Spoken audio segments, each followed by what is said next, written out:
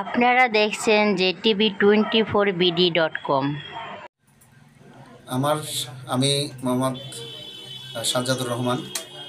আমার নামে যে এলিগেশনগুলো আনা হয়েছে, বিশেষ করে এই মডেল মসজিদের নিয়োগের ব্যাপারে, আমি ফার্স্ট হয়ে বৈধভাবে সঠিকভাবে আমার নিয়োগ প্রক্রিয়ার কার্যক্রম চলছিল।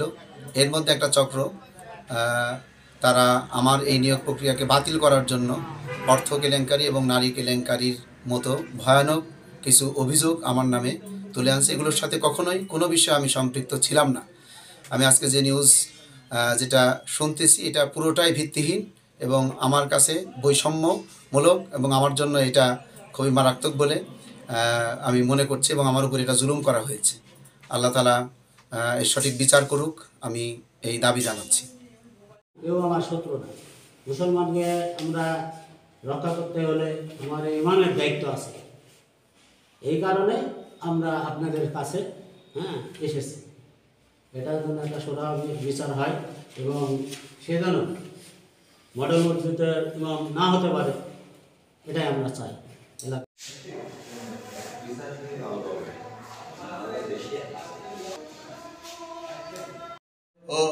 ওয়াশরুম করা লাগবে, টাকা তুলে সে গাইড করে দিচ্ছে, এই কথাগুলো আছে। এই জন্য আপনাদের কাছে অনুরোধ যে এমনভাবে আপনারা এই বিরোধিতা করেন বা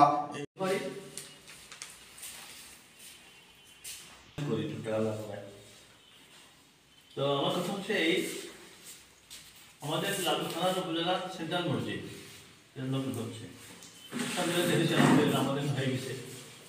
আসলে আমরা অনেক বড় মুখ করে নিয়ে বড় গাথা নিয়ে আমরা অপেক্ষা আছে যে এখানে নেওয়ার পর্ব এখানে দিনের বিভিন্ন মেহনত হবে, যে স্কুল কমপ্লিট হবে, কত রকম অনেক কিছু করে করেছি। এবার আশা করছি যে একটা ভালো ইমাম থাকবে, যেখানে যার কাছে আমরা কিছু পাবো। আমরা হাতে শুনছি এরকম যে 3 ব্যক্তি করার লাভে যুক্তিসঙ্গত কারণে মুসলিমের নারাজ।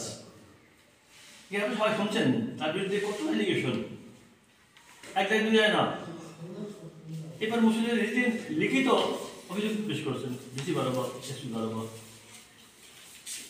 এরপরও তার পিছনে এই মত করবে আর আল্লাহ লালন করবে, সে মুসলমান তো গুণা তো হতেই পারে মানুষের। গুণা থেকেও খালি জ্ঞান সবাই বলে গুণাগার। তো তার কারণে নামাজের বহুত সমস্যা হবে। তো এই জন্য একটা ভালো আমরা একদম যদি ওইটা যদি রংপুরের হতো, কক্সবাজারের হতো, জানতে পারতাম না, কিন্তু আমাদের লোকাল ছেলে। এই জন্যেই সব মানে লাগুরে আমরা আলামিন কথা বলে গেল, সে কিংবা ওই মসজিদের সেই সদস্য কালোপড়া আমাদের বেঁকে এখানে বোজনপুরে যদি যতগুলো প্রতিষ্ঠান আছে সবাই আমরা সদস্য পরিচিত, সবাই জানা হয়ে গেছে জিনিসটা। এত জানা জানি পরেও তারও এই মতো করে ওখানে সাজে না। আর আমাদের কাছে আমাদের তার জন্য না পড়াও আমাদের উচিত হবে না।